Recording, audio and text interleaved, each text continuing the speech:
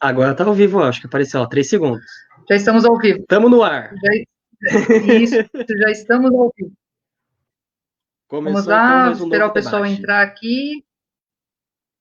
Vamos lá.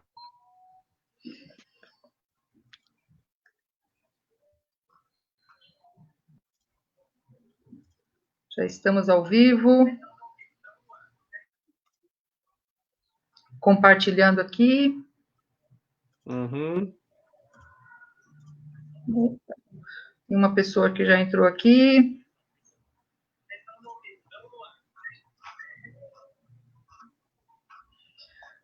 Essas coisas de duas tecnologias é complicado, né?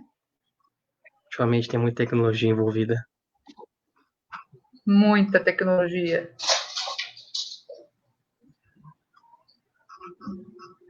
Vamos lá, Rodrigo? Vamos lá. Nos apresentar? Pode se apresentar aí? Vamos começar essa live. Boa noite, pessoal, tudo bom? Me chamo Rodrigo Magalhães, sou pré-candidato a vereador aqui em Guarulhos. Estou aqui com a minha amiga Denise para fazer uma live. Bom, boa noite, pessoal, tudo bem? Meu nome é Denise Boleta, sou pré-candidata a vereadora aqui na cidade de Guarulhos, e hoje nós vamos falar um tema sobre emprego, né, Rodrigo? Positivo. Então, assim, eu vou começar contando um pouquinho da história de Guarulhos, né? Um pouquinho da história que o ciclo industrial de Guarulhos, ele teve início no século XX. E a primeira indústria de Guarulhos, se nós pararmos para entendermos, não faz muito tempo. Foi em 1937, né? Começou aqui na Vila Galvão, com a cerâmica paulista, isso em 1937, como eu falei, 80 e poucos anos atrás, né? E nós tínhamos, na época também, na gestão do prefeito Guilhermino Rodrigues, ele procurou sempre atrair algumas empresas para a cidade, né? E ele acabou isentando alguns impostos. E em 1938 nós tivemos duas grandes indústrias aqui na cidade, que foi a Norton e a Harlow. A Norton, para você ter uma ideia, Rodrigo, eu estava pesquisando, a empresa, a primeira empresa que veio para o Brasil, ela começou em 1665, para você ter uma ideia, né? E depois nós tivemos aqui na cidade de Guarulhos também a inauguração da Dutra, da Fernão Dias, que acabou tendo um triângulo, né? São Paulo, Minas, São Paulo, Rio de Janeiro, e onde praticamente o comércio foi muito grande, né? Aproveitando as pessoas e a circulação de pessoas e de mercadorias. Né? Isso daqui foi um pouquinho da história de Guarulhos também, né? E depois, agora a gente pergunta para você, porque a gente só conta um pouquinho da história, porque se a gente for falar de tanta da história, a gente ficaria bastante tempo aqui. E, Rodrigo, o que você acha hoje, como que o governo pode ajudar hoje a criar vagas de emprego? Qual é a sua opinião? Então, Denise, né, esse tema nosso a gente abordou, empregos que o governo gera, principalmente baseado em discursos de políticos, em mídias, falando que tal governo criou tantas vagas de emprego, tantas mil vagas de emprego, tal governo vai criar vagas de emprego, sempre colocando essa responsabilidade de criar em cima do governo. Aí a gente fica na dúvida, né? Realmente o governo cria, ele é criador de vaga de emprego? Né? Eu vou começar essa questão de vaga de emprego dividindo os tipos de vaga de emprego para a gente saber. Para mim, eu entendo que o governo ele cria vaga de emprego assim: servidor público, concursado, né? Nós temos os comissionados e nós temos os políticos que são eleitos. E isso são vagas de emprego público, que é pouquíssimo que nós temos em comparação da quantidade de pessoas trabalhando no Brasil. O resto não é o governo que cria. Quem cria são empresas. Né? Então, a iniciativa privada que cria vaga de emprego. Né? No meu ver, o governo não cria. No meu ver, o governo tem que fazer, ele tem que parar com esse jeito de falar, e ele tem que falar o que ele tem que fazer, que é criar condição para haver vagas de emprego. Né? Porque se o governo criasse vagas de emprego só, não existiria iniciativa privada. Existiria todo mundo trabalhando para o governo, que isso daí não é bem legal e com certeza não funcionaria bem como uma democracia. Né? E pode falar, Denise. Eu acho assim, né, Rodrigo? Se fosse fácil, né, como se fosse uma bolinha de cristal, seria muito fácil. Vamos criar os empregos, vamos lá, é muito fácil, né? Eu acredito que hoje a gente tem que como você também gosta muito de matemática, gosta muito de estatística, eu acho que antes da gente buscar uma fórmula que vai gerar empregos, né, que a gente acha que é fácil, que não é, eu acho que a gente teria que buscar diagnósticos corretos o porquê que leva o desemprego. Né? Por que hoje a gente tem os desempregos, né? Hoje a gente acaba lendo algumas coisas, a gente vê muito desemprego industrial, né? Porque o que acontece? Nós trocamos o homem pela máquina, não é? E também Uma temos porcentagem, sim. então, e a gente tem uma outra também, uma outra situação, que é o emprego das novas gerações, né? Porque o que acontece? A gente já tem alguns alunos de universidades que se formam e já estão desempregados, não é? Você não acha Verdade. isso? Então, eu concordo em partes, né, na questão que nós temos, sim, bastante desemprego na área industrial, né, mas eu não vejo bem a questão de ser substituído por máquinas. Nós temos a Uhum, tecnologia para favorecer a gente. O que nós uhum, temos que fazer, isso daí acontece, nós temos exemplos no passado, é se requalificar e nós temos que nos inovar para as próximas gerações.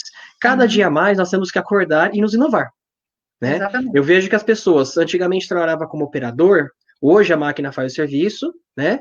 E você vai fazer o quê? Você vai talvez fazer a manutenção ou supervisionar a máquina. Você muda de função, você vai ter que se aprimorar, porque senão você Uhum, fica acomodado. Antigamente os empregos duravam muitos anos, você ficava teoricamente acomodado, passava a vida inteira fazendo a mesma coisa. Hoje em dia você não consegue. A tecnologia inova, melhora e você tem que começar a crescer. No passado nós tínhamos os datilógrafos. Hoje nós não isso. temos. É. A Antigamente gente nós tinha tínhamos curso de telefonista. datilografia. Nós tínhamos a telefonista. Não existe Isso. mais. Uhum, A tendência hoje, basicamente, ainda temos, né, os entregadores de correspondência, né, do Correios. Só que a gente vê que eles entregam male e conta. Não existe mais carta, nós temos e-mails. Nós temos hoje isso. mais entrega de encomenda, então nós temos que nos inovar. Nessa pandemia mostrou que empresas têm que aprender a trabalhar em delivery para poder atender o seu cliente. Então essa Uhum. inovação vem.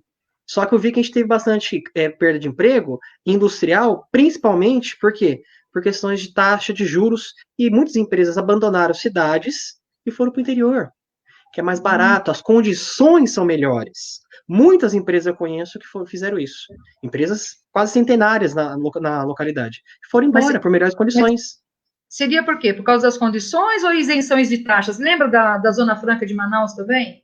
Sim, sim. Né? Mas nós temos várias coisas que envolvem isso, ao meu ver, né? Minha opinião.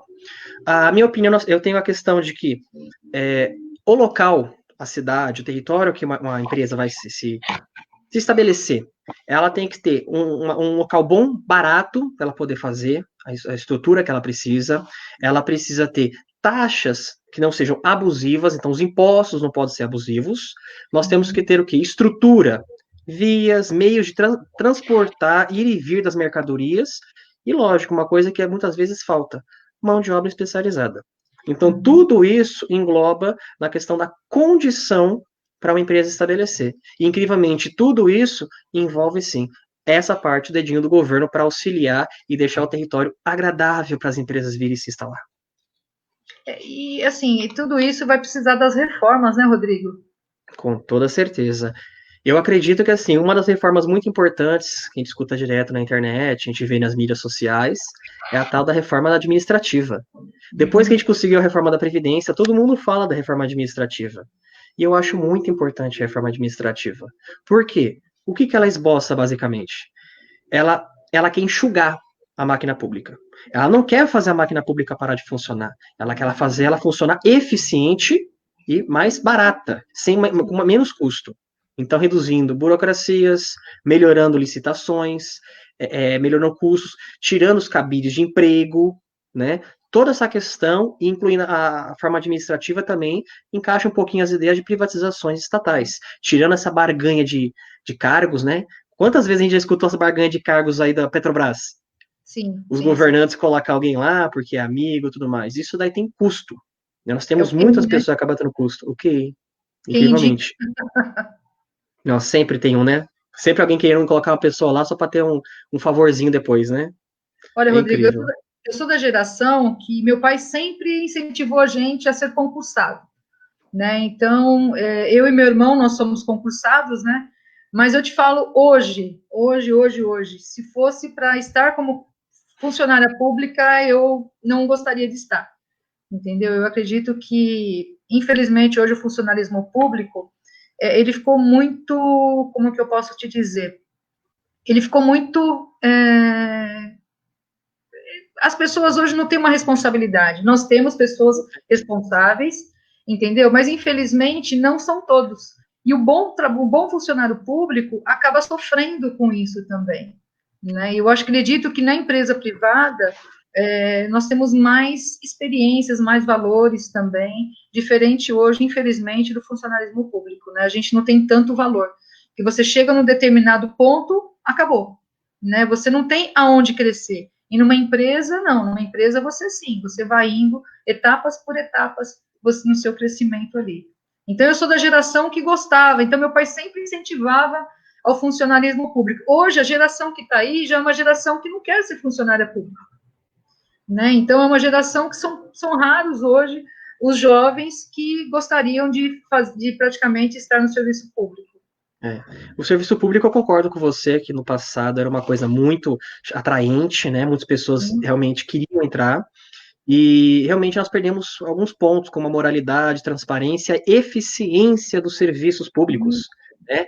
Por conta disso, eu vejo que algumas pessoas ainda se interessam em entrar para a vida pública. Só que interessam por quê? Como vai ser servidor público? Muitas vezes por concurso, para quê?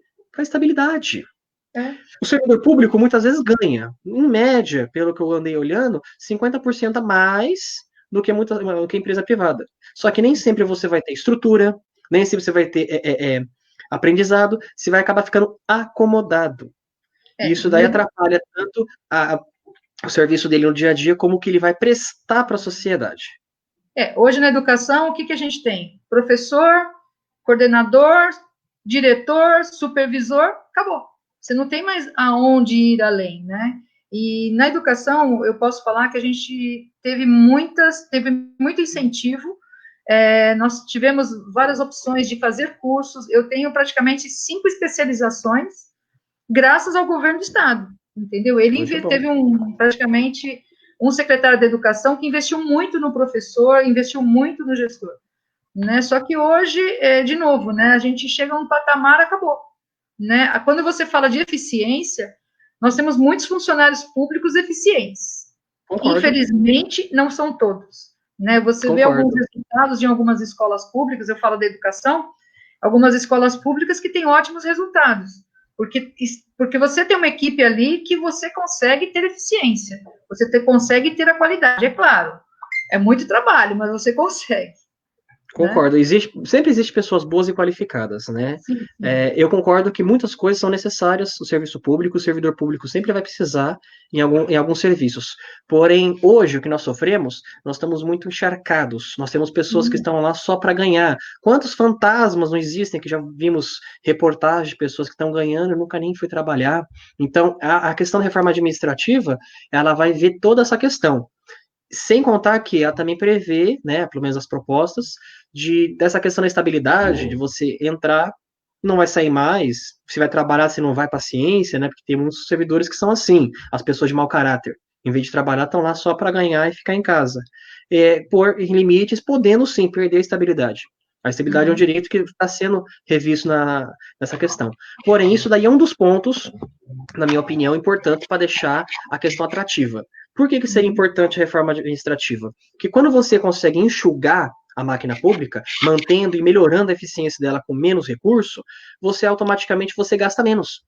Sim. Se a gente gasta menos, teoricamente, a gente podemos arrecadar menos. Isso daí, quem quer dá dinheiro de arrecadação? É o povo. Então a gente consegue refletir uma administração mais enxuta, eficiente, um reflexo do povo. Tá? Só que aí quando vem esse reflexo, nós entramos em outro ponto, que é o quê? Uma reforma tributária também, que a gente fica escutando por aí, depois da reforma administrativa, a tal da reforma tributária, né, famosa. Inclusive, você está falando, Rodrigo, eu estava até lendo aqui, tem uma pesquisa que as pessoas, 72% das pessoas, elas gostariam de ter uma parceria da empresa pública com a privada, para você ter uma ideia. Uma empresa né? mista. Isso. Então, assim, você vê que as pessoas gostariam realmente de algumas reformas que acontecessem realmente no serviço público. Entendo. Eu acho que assim, no passado nós vivemos uma história, cada dia mais nós evoluímos, nós temos que sempre progredir para a evolução. E hoje, o cenário atual, eu vejo que é altamente necessário essas mudanças, né? A reforma administrativa e a reforma tributária. Quantos tributos nós temos? Municipais, estaduais, federais. Tem tributo, a gente nunca sabe para onde vai esses impostos. Só arrecada, arrecada. Então, seria o quê? Para dar uma enxugada em todos os impostos e ver realmente o que precisa e o destino deles. Então, a Certo. reforma administrativa seria muito legal para poder ajudar a reforma tributária e a reforma tributária poder fazer todo esse arranjo. Porque aí a questão a gente está falando aqui de finanças, né? E quando tem finanças, Exatamente. reflete no bolso do contribuinte, no caso, no nosso tópico, no caso do empresário. Né? Uhum. Se a gente consegue fazer isso daí, uma cidade conseguir fazer uma enxugada nessas partes tributária e administrativa, automaticamente ela consegue reverter no imposto decente, uma cidade legal para fazer investimento. E nós temos também, né, Rodrigo, a reforma trabalhista, né? Que hoje ela acho que vai dar uma regularização nas formas de trabalho, como a gente tem o home office hoje, incentivos ao trabalho do governo, dos idosos também, dos jovens. Eu acredito que abre um diálogo também com os trabalhadores. Eu acho que a reforma trabalhista também acho que ajudaria bastante. Ajuda a normatizar e talvez desburocratizar algumas coisas trabalhistas. A gente vendo hoje em dia com a pandemia, muitas pessoas que faziam trabalho diretamente no local, inclusive servidores públicos, hoje estão fazendo trabalho home office. Isso daí demonstra uma questão, você está na sua casa, né, e você consegue fazer um serviço tirando custos, tais Uhum. como transporte. Não é porque a pessoa tem que estar lá presencialmente para trabalhar bem. Ela pode estar em casa fazendo o mesmo serviço, economizando um transporte e não se envolvendo em trajetos que pode ocasionar diversas coisas, né? E outros tributos, outros adventos que conseguem reduzir e deixam o serviço com qualidade e mais barato. Sim. Que assim, como você falou, existem determinados locais que têm muitos funcionários e tem Tem? outros que têm poucos. Né? De novo, eu vou puxar a sardinha para a educação. Na educação, hoje, falta professores, falta Falta. gente de organização escolar. Então, hoje a gente não tem. Você tem escolas imensas com 2 ou 3 ou 4 funcionários para cuidar praticamente das crianças, para cuidar da secretaria. Então, é por isso que você falou, a gente tem que enxugar e tem que estudar quais os lugares que deveriam. E alguns lugares deveriam ser atrativos também, né? No caso, para a educação, que hoje a gente vê assim que está complicada, né?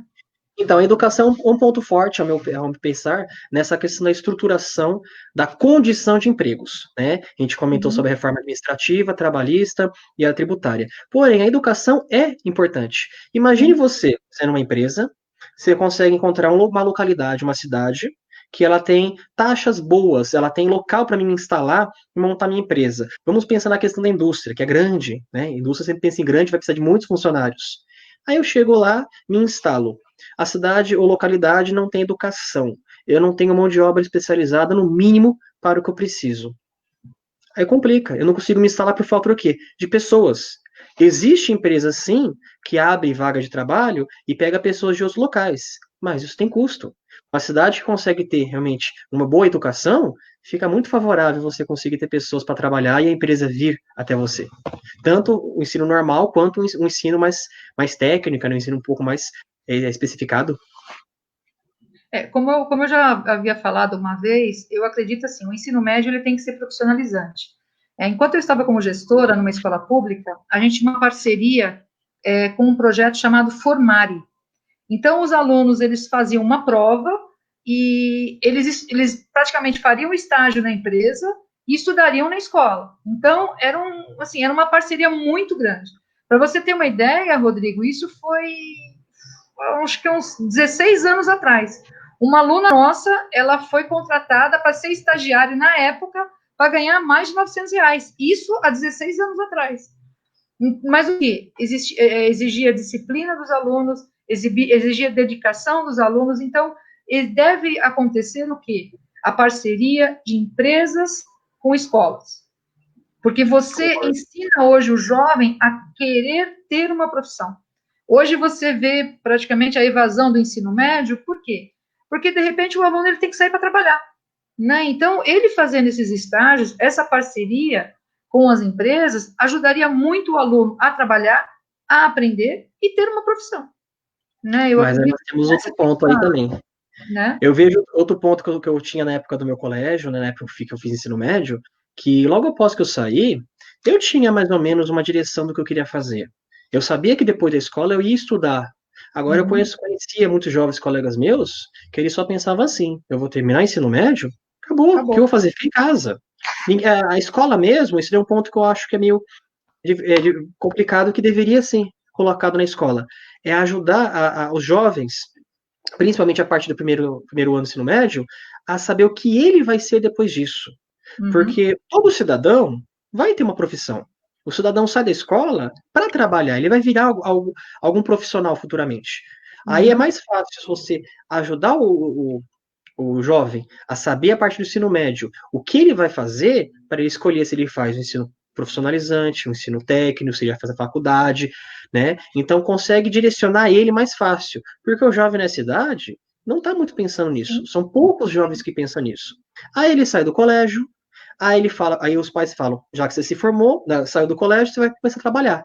Aí ele arranja um empreguinho, começa a arranjar emprego, começa a namorar, fica mais velho, não tem mais tempo, não estuda, e ficou nisso. O tempo passa rápido. Então a gente precisa direcionar os jovens para eles conseguirem ter uma profissão. Isso é uma coisa que tem que vir no colégio, acredito eu. Exatamente. E nós não temos isso no colégio. Como de novo, né? Eu acredito que o ensino médio ajuda muito, e eu sempre incentivei os jovens a sempre sair do ensino fundamental e ir para o ensino técnico, né? Hoje eu estava conversando com uma menina que hoje ela tem 22 anos, ela está trabalhando numa empresa e eu fiz uma entrevista com o diretor comercial dela. E aí ele começou a falar da importância que a escola teve na vida dessa menina. Ele falou assim, olha, essa menina é dedicada, essa menina, ela com 26 anos, logo ela vai ser CEO em qualquer empresa. Então você vê que os jovens, eles conseguem chegar, né? Eles precisam ser acreditados. Né? Eu acredito nisso, eu acredito que eles precisam de escolas técnicas, que eles possam se profissionalizar, porque em Guarulhos, hoje, são poucas escolas técnicas, né? Nós temos duas parcerias hoje, que são as escolas, são duas escolas estaduais, que são extensões das ETECs aqui em Guarulhos. Né? Então, são poucos cursos. Hoje, para você fazer uma ETEC, você tem que se deslocar até São Paulo. Né? Então, a gente precisa sempre estar divulgando isso, sempre motivando os jovens a fazer um ensino técnico para conseguir uma forma de emprego com mais facilidade e chegar ao além. Mas isso daí eu tenho certeza que é. Guarulhos, eu vejo que essa questão educacional, todo mundo recorre a São Paulo, que está aqui perto, mas a própria questão de vaga de emprego, eu conheço diversas pessoas, amigos, que moram em Guarulhos, mas trabalham em São Paulo. Todo dia, essa Dutra, ela continua por quê? Porque está todo mundo indo para São Paulo trabalhar. Não tem vagas em Guarulhos. Não tem as condições necessárias para as empresas se instalarem. E nós perdemos muitas empresas indo para o interior já. Muitas empresas fecharam, sem contar a pandemia, lógico, em épocas normais. Depois da pandemia é um caso atípico. Mas é normal, as pessoas vão para São Paulo. Se Guarulhos, com o porte que ela é grande, ela tem condições, ela se estruturar, ela consegue ter essa força, as pessoas ficam aqui trabalhando aqui. A gente gera riqueza e lucro para a cidade. Isso é muito importante. Estou falando de novo, eu falei duas escolas técnicas, a gente tem praticamente a Escola Técnica Federal também em Guarulhos. Né? Então, é muito importante estar divulgando sobre isso também. Bom, Rodrigo, revigora a gente. É muito importante, eu adoro estudar. Né? Muito bom esse bate-papo, né? Se a gente ficar aqui, a gente vai ter delonga, vai ficar muito tempo aqui, porque tem muito assunto a comentar, mas a ideia seria essa daí, que eu acho que é a minha questão de emprego. O governo, teoricamente, como eles falam, não gera emprego, eles têm que gerar a condição.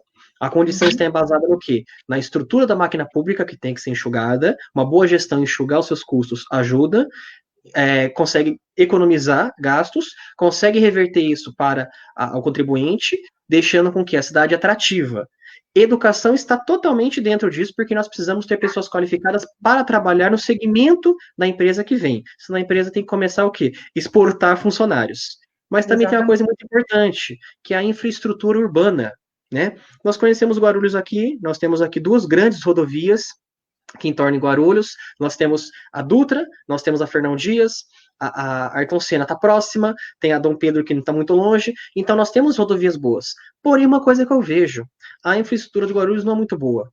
Nós estamos cercados de ruas sem asfalto, muitas ruas e avenidas mais remendadas que roupa de festa junina, né? Nós temos os acessos, entrada e saída de Guarulhos não são bons. Todo mundo pega assim, muitas pessoas mal conhecem Guarulhos, passa pela Dutra, passa por Guarulhos, nem sabe que ali era Guarulhos. Não tem placa, não tem nada, acesso para caminhão, vamos pensar em indústria. A indústria tem veículos grandes. Nós não temos muito acesso. Então, isso daí tem uma parte importante para deixar a cidade boa, atrativa. Vias públicas, aeroporto, no caso, nós temos um aeroporto maravilhoso. Uma empresa vir para cá e conseguir fazer exportação com o aeroporto, olha que maravilha. Se fosse outra cidade, portos, ferrovias, então toda essa parte, sim, faz parte do governo e eles têm que estruturar para deixar atrativo. Se Guarulhos tivesse tudo isso, nossa, nós teríamos o foco aqui de empregos, com toda certeza. Com certeza, eu acredito também, né? Eu acredito que hoje a gente consegue, como você falou, né? Nós temos a faca e o queijo na mão, né? Infelizmente teve um crescimento muito grande, né? Ela cresceu desordenadamente. Então, por isso que nós acabamos tendo essas situações, né? Perdemos muitas indústrias, né? Você é novinho, mas onde a gente tem o shopping internacional, era a empresa Olivetti, de datilografia, era aquele tamanho imenso, era uma empresa que fazia máquina de datilografar. O outro lado praticamente era a empresa Philips, que fazia televisão. Então, eu conheço gente que trabalhou nessa Philips, eu conheço gente que trabalhou lá.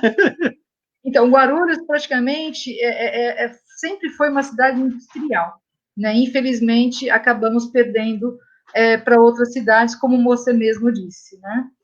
Bom, Rodrigo, valeu o bate-papo, foi muito bom a gente falar sobre empregos. De novo, as pessoas que estiverem assistindo, se qualifiquem, façam cursos. Nós temos hoje no Sebrae vários cursos que você pode se aperfeiçoar. Alunos de escolas estaduais hoje têm cursos de inglês gratuitos, em cursos de francês na escola de ensino médio aqui em Guarulhos, ou Alice Choueiri. Então, nós temos diversas oportunidades para crescimento, né? Então, eu acredito que você sempre tem que estar estudando, se qualificando sempre, tá bom? Isso mesmo. Prazer fazer uma live com você. Muito, muito bom fazer uma live com você de novo. Foi um prazer estar aqui com você, debatendo um tema muito importante, tá? E eu quero falar com o pessoal aí de casa, para vocês que hoje, né, nós temos hoje uma mudança no mundo, nós estamos passando por uma era que está mostrando para as pessoas que nós temos que mudar, nós temos que ser melhores para poder se encontrar no amanhã, então nós temos que nos inventar, nos inovar. Gente, não deixe de fazer isso. Tem pessoas muito boas querendo mudar a cidade, dentro da política, fora da política, né? Não importa. Todo mundo tem que ajudar para atingir os objetivos em comum. Mas lembrando que não tem como mudar uma cidade, não tem como mudar um país se você não começar aí dentro da sua casa a fazer as mudanças, tá? Então vamos começar mudando a gente, que a gente consegue mudar esse país e fazer com que logo, logo ele seja o país que a gente quer. Bom, e nós somos pré-candidatos do Partido Novo, um partido que nós estamos saindo da ação, da indignação para a ação. Indo para a ação. Né? Então, o próprio Rodrigo falou, nós buscamos a eficiência e qualidade na gestão.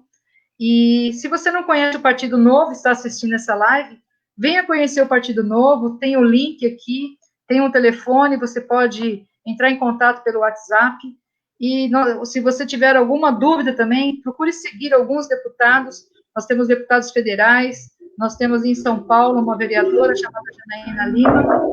Em 4 anos de mandato, 3 anos e meio, ela economizou 5 milhões, né? 5 milhões destinados à infância. Então, nós temos vários deputados que têm sido o exemplo para todos nós. Ficam até vocês convidados a conhecer o Partido Novo, vejam nossa história, vejam a história dos nossos mandatários, e vocês vão ver que é verdade, tá? Nenhum partido faz tanto como o Novo, principalmente em tão pouco tempo. Nós mostramos que dá para fazer muito com pouco. E nós somos fazendo muito com qualidade, com pouco. Então a gente mostra que pode fazer, e é isso que a gente precisa fazer. A próxima geração tem que saber isso aqui, ó, o valor disso, que hoje a gente não sabe o valor disso. Exatamente, e assim, cortando todas as regalias, né, todos os privilégios que um deputado ou um vereador tem, né, Rodrigo? Cortando Hoje, por tudo, fazendo o exemplo, que é certo. Sendo moral. Nós temos que ser moral como pessoas e fazer o que é certo, sem esse monte de regalia, sem esse monte de brincadeira aí que brinca com o dinheiro público. A gente tem que ser pessoas corretas. exatamente, inclusive, de novo, falando da Janaína Lima, a Janaína Lima, ela tem 6 assessores, ela deveria ter direito, acho que a 15 ou 20 assessores, né? Não tem direito a carro. Não sei se você sabe, falando um pouquinho mais, em São Paulo, tem vereador que gasta 4.600 por mês de carro, só com aluguel de carro híbrido, né, para você ter uma ideia.